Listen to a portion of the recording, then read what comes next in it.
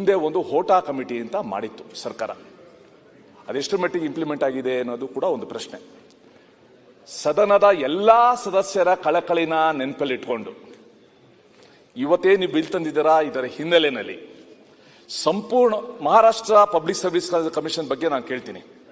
It's a model public service commission ಅಂತ ಕೇಳ್ಪಟ್ಟಿದ್ದೀನಿ ನಾನು, I don't know. So ಹಾಗೆ ಬೇರೆ ಬೇರೆ ರಾಜ್ಯದ ಪಬ್ಲಿಕ್ ಸರ್ವಿಸ್ ಕಮಿಷನ್ಗಳನ್ನ ನೋಡಿ ನಮ್ಮ ರಾಜ್ಯದಲ್ಲಿ ಯಾವ ರೀತಿ ಉತ್ತಮಗೊಳಿಸಬಹುದು, ಅರ್ಹರಿಗೆ ಒಂದು ಭವಿಷ್ಯ ಕೊಡಬಹುದು, ಅದ್ರ ಬಗ್ಗೆ ಒಂದು ಸದನ ಸಮಿತಿ ರಚಿಸೋ ಬಗ್ಗೆ ಒಂದು ಯೋಚನೆ ದಯವಿಟ್ಟು ಮಾಡಿ. ಯತ್ನಾಳ್, ಇದು KPSC ಏನು ಕರ್ಮಕಾಂಡ ಇದೆ, ಈ ರಾಜ್ಯದ ಕನ್ನಡಿಗರಿಗೆ ಒಂದು ಶಾಪವಾಗಿ ಪರಿಣಾಮ ಆಗಿದೆ.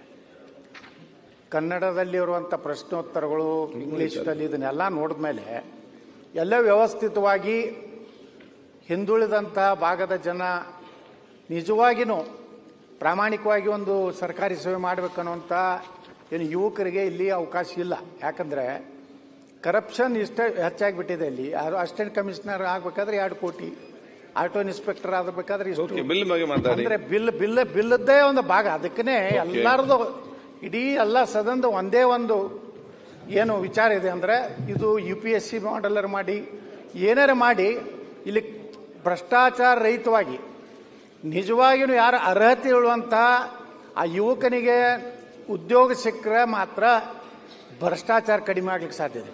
ಯಾವನು ಹಣ ಕೊಟ್ಟು ಒಬ್ಬ ಅಧಿಕಾರಿ ಆದಮೇಲೆ ಅವನಿಂದ ಪ್ರಾಮಾಣಿಕತೆಯನ್ನು ನಿರೀಕ್ಷಣೆ ಮಾಡ್ಲಿಕ್ಕೆ ಆಗೋದಿಲ್ಲ.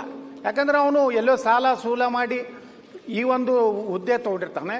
ಮುಂದೆ ಆ ಸಾಲ ಸೂಲ ಮುಟ್ಟಿಸೋದ್ರ ಸಲುವಾಗಿ ದುಡಿತಾನೆ, ಮುಂದಿನ ಭವಿಷ್ಯದ ಸಲುವಾಗಿ ದುಡಿತಾನೆ. ಅದಕ್ಕೆ ಅಧ್ಯಕ್ಷರೇ, ಇದು ಎಷ್ಟು ನಮ್ಮ ಸರ್ಕಾರಗಳು 5 ವರ್ಷಕ್ಕೊಮ್ಮೆ ಸರ್ಕಾರವನ್ನು ಬದಲಾವಣೆ ಮಾಡೋದು ಜನರ ಕೈಯಲ್ಲಿದೆ. ಆದರೆ ಒಮ್ಮೆ KPSCಲಿ ಸಿಲೆಕ್ಷನ್ ಮಾಡಿದ್ಮೇಲೆ 30 ವರ್ಷ ನಾವು ಅವ್ರಿಗೇನು ಮಾಡ್ಲಿಕ್ಕೆ ಆಗೋದಿಲ್ಲ. 30 ವರ್ಷ ಒಬ್ಬ ಭ್ರಷ್ಟ ಅಧಿಕಾರಿ ಬಂದಂದ್ರೆ 30 ವರ್ಷದವರೆಗೆ ಈ ರಾಜ್ಯದ ಜನ ಪರಿತಪಿಸಬೇಕಾಗ್ತದೆ. ಜನಸಾಮಾನ್ಯರು ಕಚೇರಿಗೆ ಹೋಗಲಾರದಷ್ಟು ಬರೇ ಪರಿಸ್ಥಿತಿ ನಿರ್ಮಾಣ ಆಗ್ತದೆ. ಅದಕ್ಕೆ ನಾನು ಮಾನ್ಯ HK ಪಾಟೀಲ್ ಸಾಹೇಬ್ ಇವತ್ತೇನು ಈ ಒಂದು ಇದನ್ನು ತಿದ್ದುಪಡಿ ತಂದರೆ ಸ್ವಾಗತ ಮಾಡ್ತೀನಿ.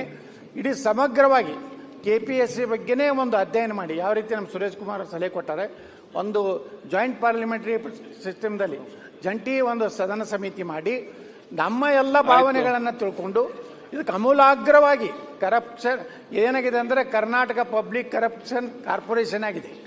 ಇದನ್ನು ಬದಲಾವಣೆ ಮಾಡಿ ನಿಜವಾಗಿಯೂ ಜನರಿಗೆ ನ್ಯಾಯ ಸಿಗುವಂಥದ್ದು, ಬಡ ಸಿಗುವಂಥ ಮಾಡ್ಬೇಕಿರ್ತೇಳಿ ನನ್ನ ಸರ್ಕಾರ. ಮಂತ್ರಿಗಳು